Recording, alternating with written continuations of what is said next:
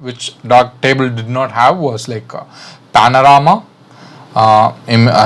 stack editing, HDR, focus, stacking. It even has batch job. Like it do some batch editing, and as far as this thing, it has like actions in Photoshop. It has macros here. That's what they call it, as macros. So you could record all the actions that you're doing and play it, like whatever you see here, the split toning, the lens filter, soft proof of this image to make it look like a platinum palladium print. That thing was completely of action script which I created before. It's a preset now. So if I hit that button, my image will look like a platinum palladium thing. These are mundane repeated jobs, so I do it like this these days. So if I have to apply high pass filter, I have an action script created, a macros created already, so I can do that with my Affinity photo. And it even has a cool shortcut key which I can define myself, the custom shortcut key. Okay, so it has all the filters that you will find in Photoshop. Okay, something similar to Photoshop. These are like one-time application. If you want to do some adjustment layers, you have those effects as well. You could find the adjustment layers effects here. And the advantage of these things is like you can apply it to the layer as a live application. Okay, so if I have to apply some blur to this image, okay, so I can go here, live layer, blur Gaussian. So I can see the blur being applied on the image in a live desktop environment, per se, what you call inside the viewer. In 3D software they will call it as viewport. We don't have any viewport in 2D softwares like this, image editing softwares. So I would call this the editing table. You could see it live, like as you apply the amount of blur or any sort of effect that you are doing, and it's non-destructive. You can still delete that blur. If you uncheck it, it won't apply to your image. So you have all that advantages, plus to the advantage of something similar to Photoshop. This one has plugin collections that I can use, the Nick collections, which is later owned by DxO. All the Silver FX Pro and everything, they do support Affinity Photo, and they also have something called frequency separation. This is something you need to build in Photoshop. You need to work around something to build the low frequency image and high frequency image in Photoshop. So I don't do any retouching for portraits and everything, because I normally don't shoot portraits. I shoot most of architectural stuff, ancient architectural stuff, which I have very less use of for frequency separation and stuff. But with frequency separation, where I have the application is like, suppose this shot had some flares, and if I want to remove that flares from my image, I might have to use the frequency separation. So it has the frequency separation already built in. So suppose like I want to use frequency separation here, I just say frequency separation, and I will have to define the low frequency and high frequency, and I apply it to the image. See, it will have the layers created for me.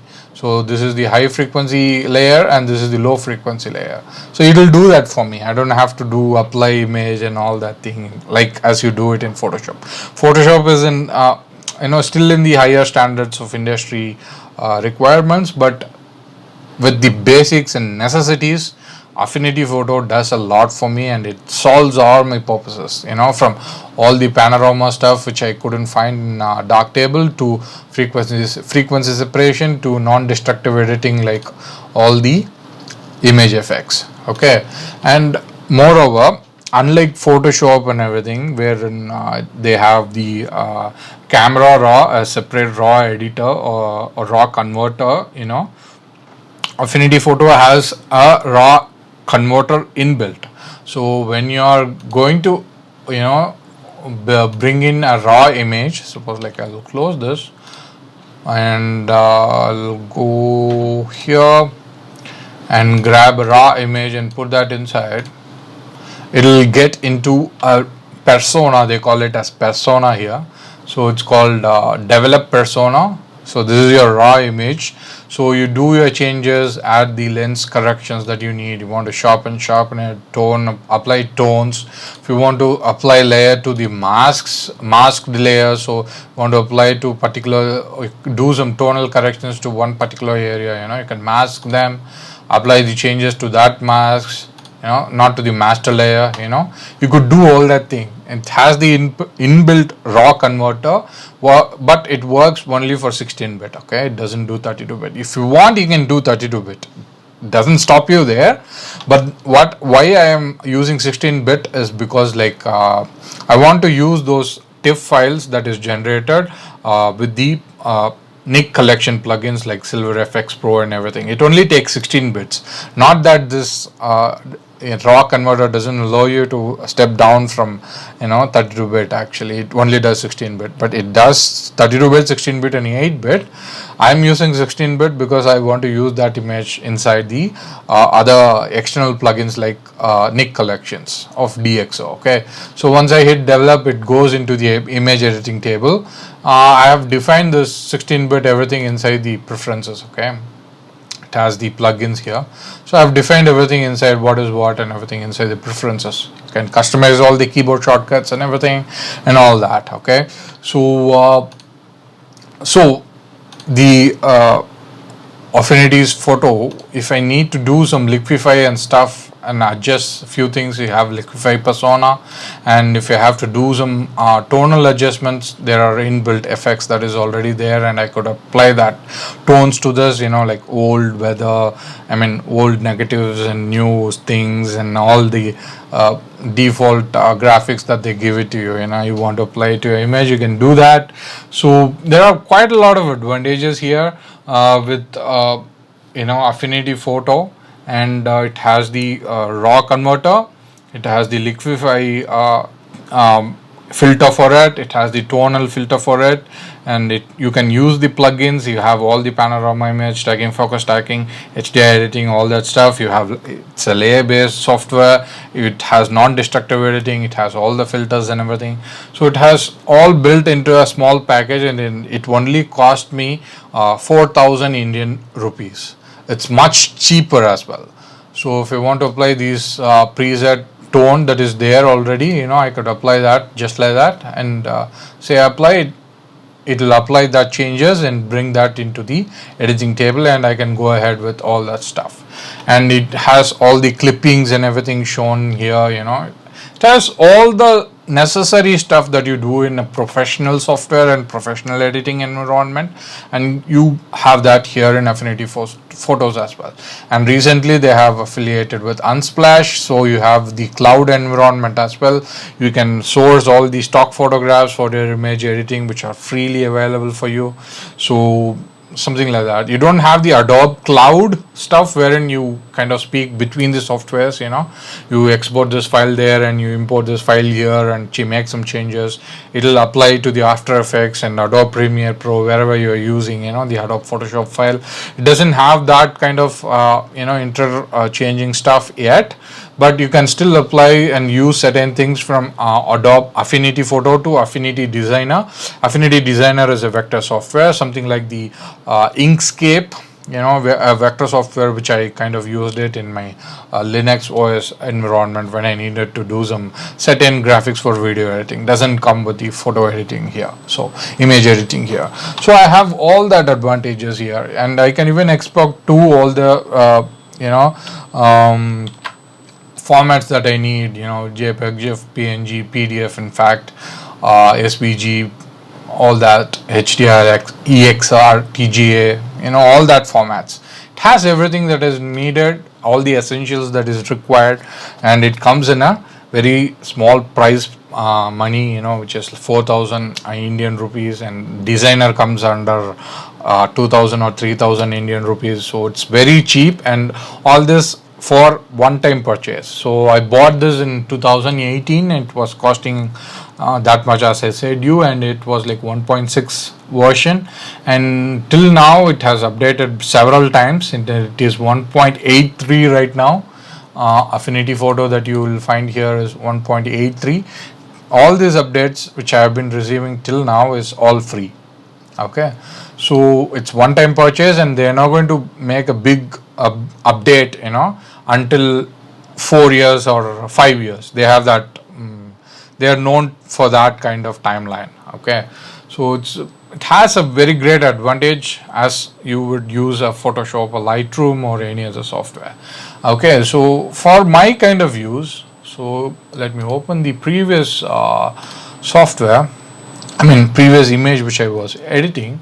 Okay, so suppose in case if I have to use this background layer and apply this plugin, okay, I can apply it only to a forgive my voice, I can apply only to a 16-bit image. Like say I want to take this image again back into Silver FX Pro and apply my effects, it will take the image and open it in Silver FX Pro. That is an external plugin that is working with Affinity Photo, inside Affinity Photo. So all the changes that I do and say okay, it will apply to that particular image inside Affinity Photo. Okay, so there is no conversion as in Adobe Photoshop or Adobe Lightroom, wherein it would generate an extra TIFF file, and that TIFF file will be opened inside Silver FX Pro or Color FX Pro or any external plugins that you have. That is an extra space that it is creating for one particular photograph. And if you want to apply Silver FX Pro or use the external plugins for every other image that you are editing, it's going to create a huge hard disk space. Remember the Darktable stuff, how little it occupied. With this I'm saving that huge image size here already. It's applying directly to the layer that I am asking to apply to.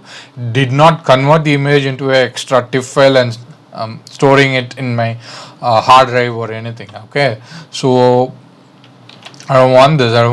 I don't want this to be saved. And for an example, if I have to show you this, okay, I'll put that in this column view. For this particular image, this raw file, it's about 50 MB because this is a Fuji X Pro 2 file. They are big as usual. So if I am applying Silver FX Pro, it would have generated a TIFF file, right? So for an example here, so this is a raw image which you would see it in my gallery here with this particular image. So this is about 50 MB or so in size already with the basic raw file. And if I am going to use Adobe Photoshop or Lightroom, it would create an extra TIFF file.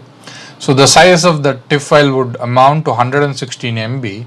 So 50 plus 116 is 67 MB. 67 MB, and you are generating an output file. Luckily, if it is a JPEG, no issues, would be around 10 or 15 MB, less than that. Okay, so on combined, you are talking about 180 to 200 MB per image. And if you're saving your Photoshop file, that would again add up to this 180 MB or 200 MB. Okay, so you are talking about a space of 200 to 300 MB per photograph. Suppose you're shooting a wedding and you have thousands of photographs. Imagine the hard drive space that you have to use in case of applying these external plugins and with Photoshop and with with Lightroom and everything. So that's the case with Capture One Pro as well. So I actually tried to use Capture One Pro here. Capture One Pro had the same issues, like it would take too much time to generate the thumbnails. If I have too many files in that particular folder, it would create a thumbnail for that, for all the images that is there in the folder. And I had, after applying all the changes and requires necessary stuff that's with the raw file that I was editing, with the image editing, exposure, clarity, sharpening, white balance, curves and everything. And if when I wanted to edit this image in open with Silver FX Pro or other this thing, edit with Silver FX Pro and everything, it created a TIFF file like this. So like Photoshop or Lightroom, it created a TIFF file like this, and it opened this TIFF file inside Silver FX Pro. Okay, so I made these changes and exporting a JPEG image out of this. So imagine the size of this TIFF file, the raw file, and the XMP file or whatever format the editing details that is Capture One is storing in its catalog for that particular image, or the folder or that particular catalog, for the entire wedding shoot that you are doing, so it's going to take huge space. And also with that, with Capture One Pro, you have a spot removal and you have the eraser also. I'm very happy about that. Here is like with the split tones. When I was trying to apply split tones to an image, okay, so say like I want to apply something closer to the platinum palladium look here. So when I was applying all that to the image, and what happened was like it applies all that changes to the shadows and highlights of that particular image, okay, and it doesn't see that changes.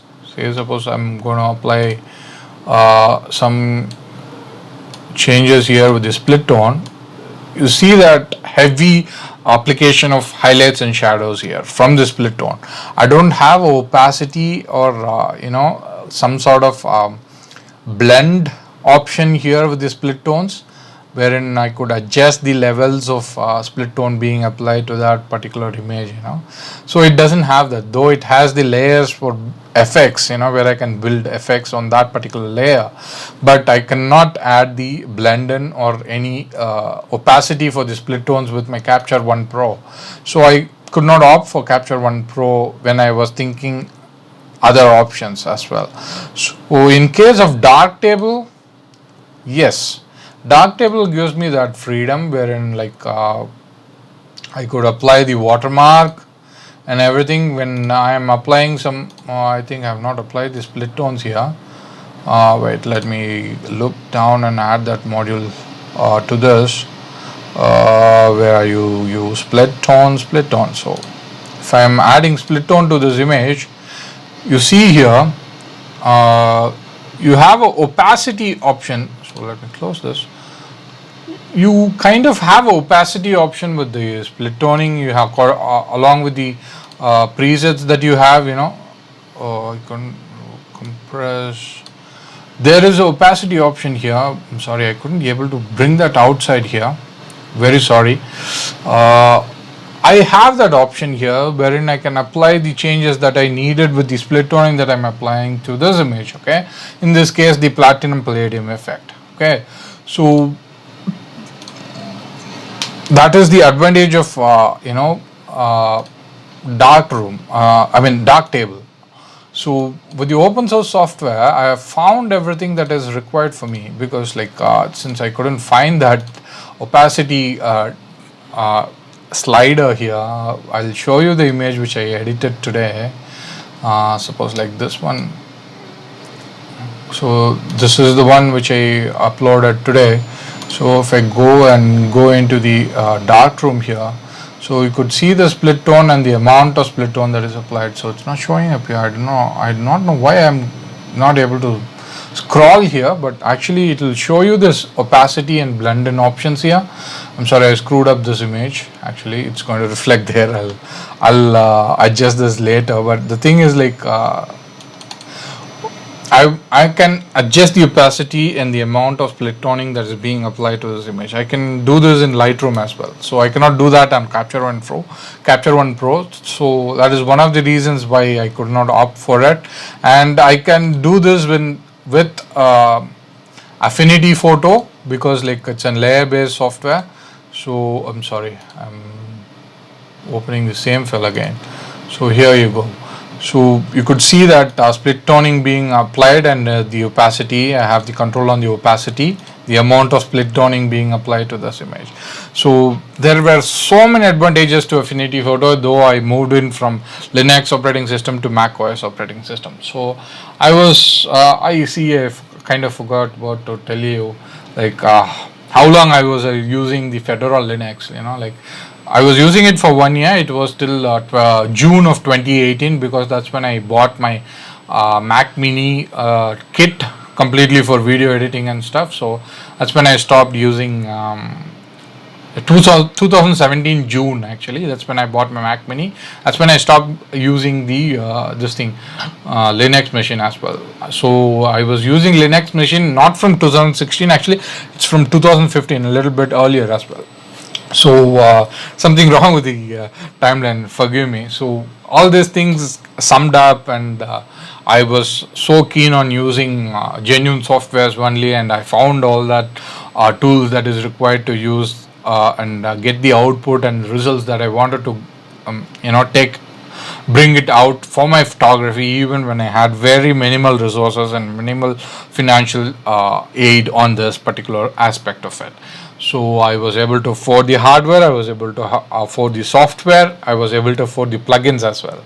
So with this episode, what I want to convey to my audience is like to it's very impromptu. I've been going all over the place and everything. So the one gist thing and one main thing that I want to convey is like if you want to be a photographer, you don't have to use Photoshop and Lightroom only. You have other options as well. Number two is like always opt for genuine softwares. Okay, so when you are using genuine softwares, you're kind of supporting the industry. You're kind of keeping the prices fair, and you're getting a quality work after that. If you even go on to any freelance job providing sites, Craigslist or like any freelance sites that you go there, there will be quote options that you could see for people who have applied the value and quote their charges for that particular job. You could find a lot of people using certain softwares, they'll charge you less because like they are using other pirated versions. That's where they're charging low and increasing the competition, serving some poor quality of work. You may do some good quality work, but still, like genuine people, genuine software users cannot come down on price, and they'll provide the best quality of work that is required for you. So that's what I want to try to say. It is possible to do photography without Photoshop and Lightroom with minimal hardware. My Mac Mini is like 6 years old since its release, though I bought it only by 2017 June.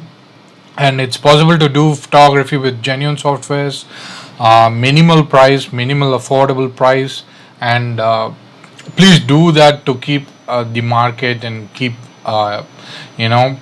making way and path for good photographers and genuine and good kind, who provide some decent work every time without consistency. So that's what I want to try to convey with this, I think. Though it was totally impromptu, and the idea of doing this episode was because of this Capture One Pro is a trial version, and it's for the Fujifilm, and it expires tomorrow. So I thought I would do it before that. So, and there was a recent update with the Darktable. I did it myself. That's when I couldn't be able to.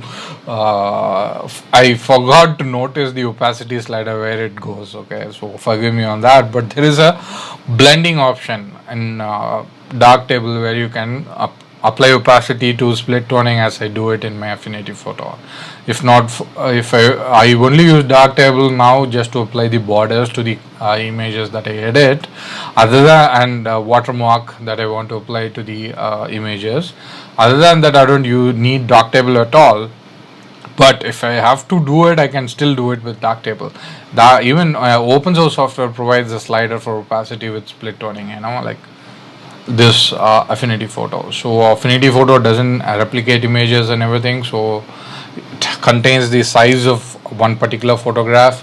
As I bring in only one image inside the editing table, it doesn't eat too much of my RAM and graphic memory. It doesn't slows my machine down, So all that thing made me arrive at Affinity Photo, a genuine software which is affordable, and it's possible for you guys to even adapt to the workflow that I'm doing right now. So hopefully it was useful. That was the idea, always use some genuine softwares, and this is some very small pinch of overview and insight of a software history that I had with photography or anything, and my intentions about it and my thoughts about it. Hope you liked it. Hope it was useful. Until next episode, this is Kicha signing off. Peace and out.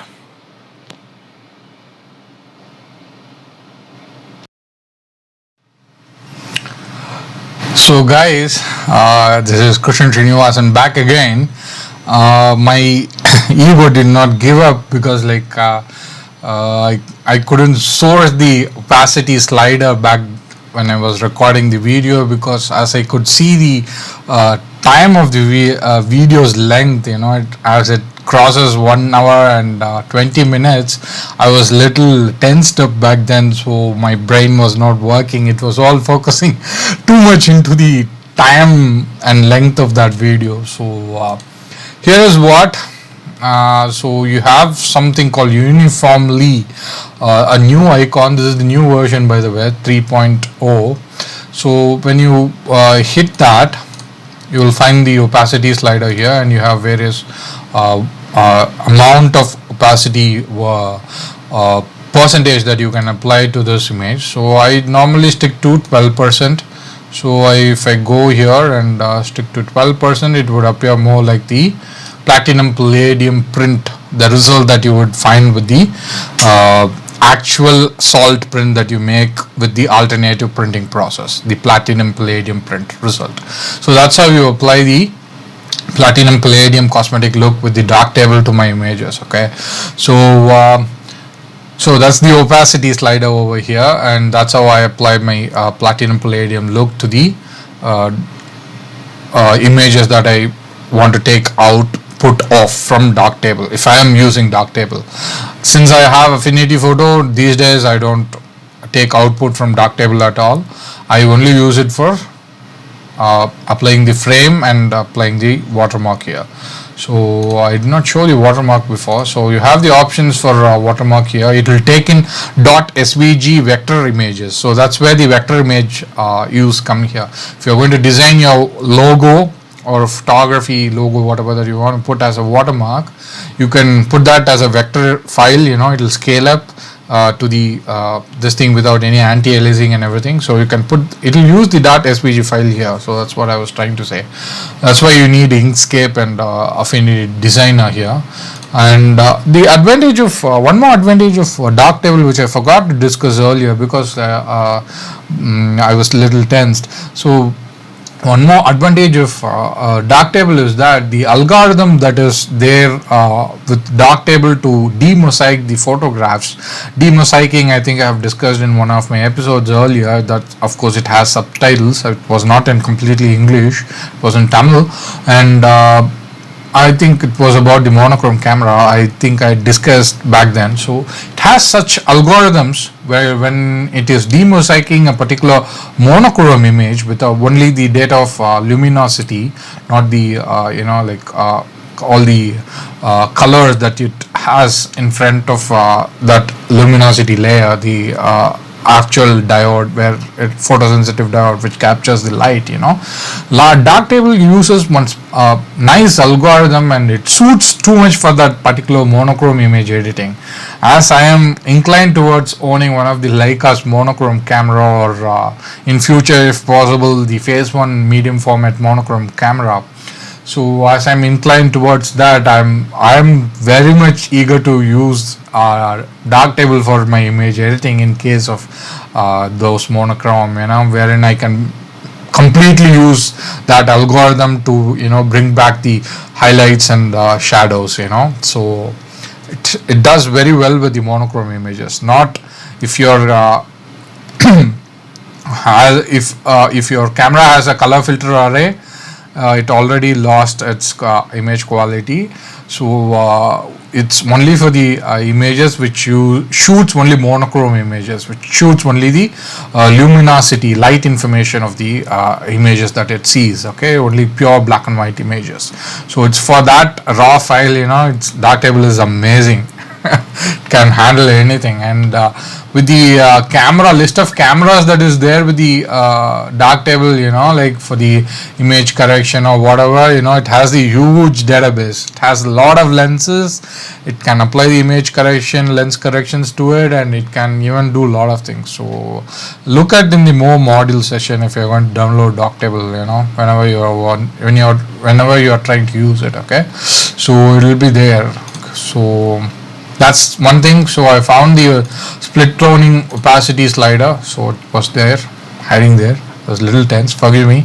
So hope it was as useful. So this is again Kicha signing off once again.